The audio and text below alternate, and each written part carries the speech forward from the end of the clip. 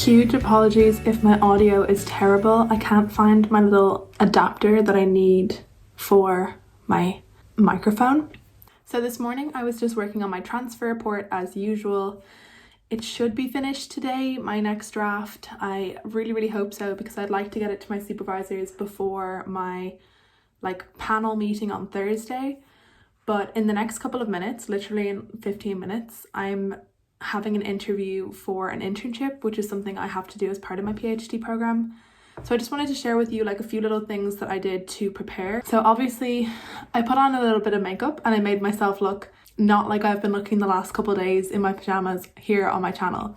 I don't feel like that's strictly necessary, but I do think it makes a good impression to at least show that you've put in a little bit of effort into your appearance, rather than being, in a tracksuit or in a hoodie.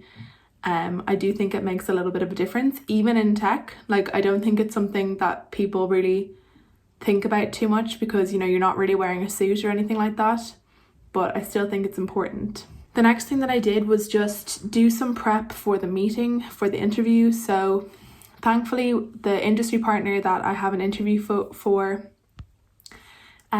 did a talk with us recently, so I'm just re-watching the talk that they did and making some notes. They did talk about different projects, a couple of which I thought were particularly interesting and things that I would like to work on.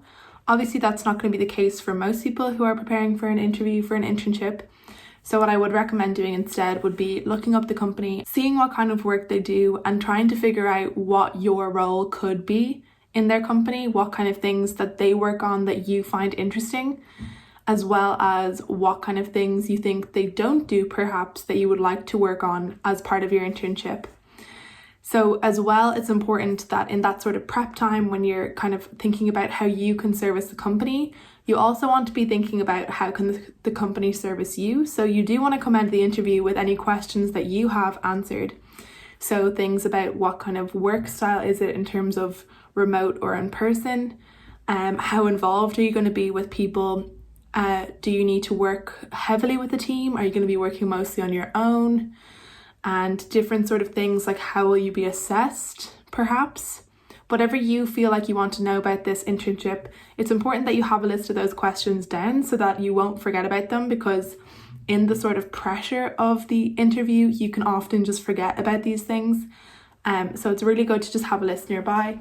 Obviously I was using my trusty iPad, which also means that I can really quickly scribble down any notes during the meeting. Other things that I think it's good to have, more so for the nerves that can come with the internship interview, would be making sure you have some water nearby in case you do need to take a drink of water. Another thing that I like to do in the 5 minutes before an interview of anything that I'm nervous for is I do a little mindfulness meditation. I use the app Calm for this. Not sponsored by Calm, but I do really like them. I'm going to keep putting these in my videos until somebody picks it up and eventually sends me an email for sponsorship. There are also obviously free things you can do on YouTube, like 5-minute meditations, and they're just good for centering yourself and just getting rid of any nerves before, so that way you're not going into it all over the place. Another thing that it's good to have prepared right before the interview is a little about me page. So obviously you have your CV, but just some bullet points to have down for things that you want to make sure you say about yourself in the interview,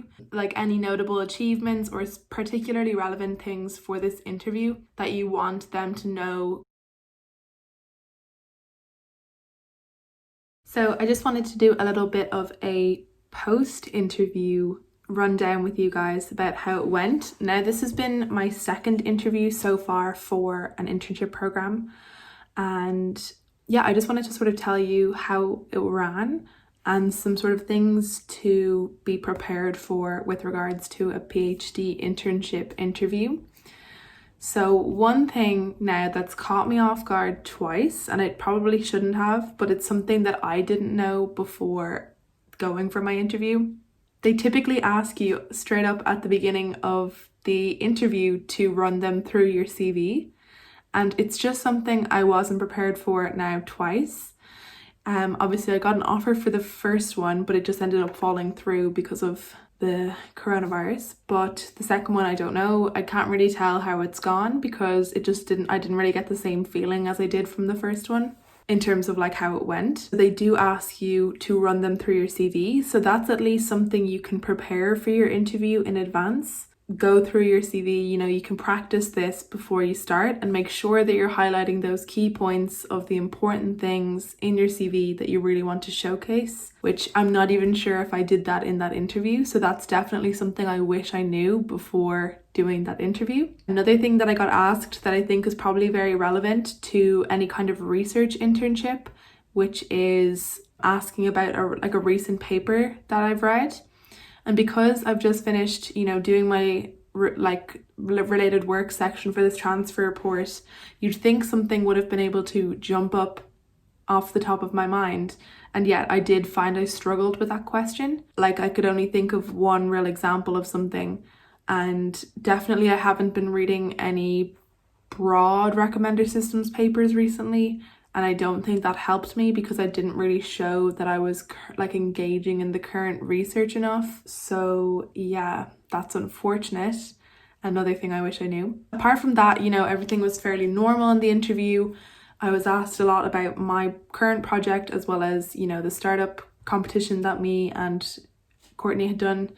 And then, you know, I was asked if I had any questions, and I asked about the specific project that they discussed before that would be particularly interesting to me. So I do think that's good to show some interest in those kinds of things. But I definitely don't feel like the interview went amazing. And I think there will be a second interview for everyone, perhaps. But hopefully I'll be more prepared for that given this. And I'll be able to update you guys along the way. To be honest, I never feel good after interviews. I only ever felt good after my last internship interview because they told me at the end of the interview that it was mine, like the internship, if I wanted it, to let them know. And obviously that was very reassuring, so I came out of it feeling pretty good. Whereas every other interview, like my PhD interviews, anything like that, I've never really felt like they went well. And I definitely would beat myself up a little bit afterwards, and then I usually find out that it's fine. But it's really hard to know. I know lots of other people have applied for this, so we just have to wait and see. I'm not going to dwell on it too much. I'm going to try not to. So I feel like I hardly vlogged at all today, which is a shame since I actually put on some makeup today. I really should have made the most of it, but I didn't, so that's life. I did some drama teaching for a couple of hours. Today wasn't quite as exhausting. It's just that the scene we were filming was a lot easier to film. I'm going to do my grading for my demonstrator hours. For my university anyways, you're typically supposed to do some sort of teaching assisting as part of your PhD. For some universities that might be something you absolutely have to do in order to get your funding or to even fulfill your PhD requirements. For me it's optional and I do get paid to do those hours. So it's good. It's a good thing to do for a little bit of extra income. But it does change a lot, you know, depending on your university or depending on what kind of scholarship you're on. So because I'm an EU student in an EU university, it means my fees aren't as high. So I know people in my university, the non-EU people, have to do a couple of hours of TAing essentially for free to make up for the scholarship amounts. So anyways, I'm going to do my grading, which essentially means I have to read 8 different reports that people have submitted. At this point in the semester, they're not quite as much work in terms of the reports are, you know, starting to follow the right format, and there's less feedback to give because they're all pretty much getting top marks, which is great. But it still, you know, requires reading through the reports, and it is somewhat of a tedious job, and I don't really like to do it during the workday just because, you know, it is something I'm getting paid extra for, and also it's something I can do in the evenings somewhat mindlessly. So I'm going to pop on something Christmassy on my projector in my room. I just feel like being in my room now that it's clean. I just want to be there. So I'm popping something up on the projector and I'm gonna chill in bed doing my grading. Is this the healthiest work practice? No, but I'm gonna do it anyways because this is what I want to do, and it's definitely, I guarantee you, for me, not going to interrupt my sleep pattern or get in the way of me going to sleep tonight, so I'm fine doing this. But would I recommend it? No, not necessarily. But look, I don't always do these productivity things perfectly, and the most part it's just about finding what does and doesn't work for you, and when certain things work for you, and when you just want to do things, just do them.